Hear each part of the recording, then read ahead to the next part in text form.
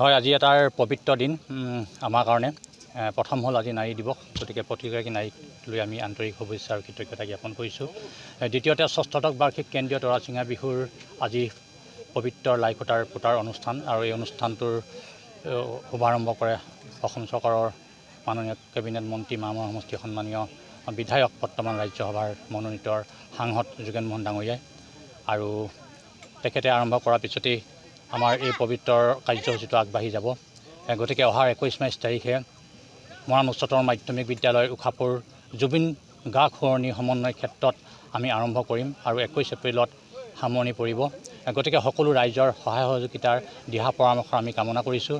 আৰু এই অনুষ্ঠানতেই মায়াবিনী ৰাতি বুকুত অসমৰ কেইবাগৰাকী জনপ্ৰিয় কণ্ঠশিল্পী কুসুম কৈলাশ, ৰিপ ৰংকিত, ৰমেন দানৱ, মাধৱ ৰঞ্জন, ধীৰাজ, বৰষাকে, অমিত সিঙকে প্ৰমুখ কৰি বহু বক্তা মায়াবিনী ৰাতি বুকুত জুবিন গাৰ্গ ডাঙৰীয়াক সোঁৱৰণ কৰি পিনে ইয়াত গীত পৰিৱেশন কৰিব।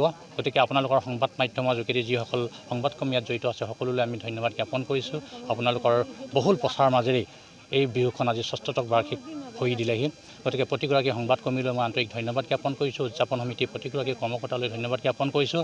আৰু উখাপুৰ মহিলা সমাজ আৰু বৃহত্তৰ মৰাণবাসী ৰাইজৰ প্ৰতিগৰাকী ব্যক্তিক ধন্যবাদ জ্ঞাপন কৰিছোঁ। আপোনালোকৰ দিহা পৰামৰ্শই এই অনুষ্ঠানটো যাতে সাফল্যমণ্ডিতভাৱে জাতি, বৰ্ণ, ভাষা, ধৰ্ম নিৰ্বিশেষে সকলো ভাষাভাষীৰ লোকৰ এটা অনুষ্ঠান হয়। যিহেতু এখন ৰঙালী বিহুৰ মাতৃস্বৰূপ বিহু হয়।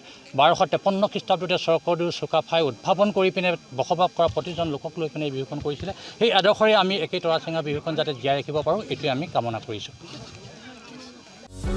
যিকোনো খবৰৰ বাবে যোগাযোগ কৰক আমাৰ এই নম্বৰত 9181 307 2221।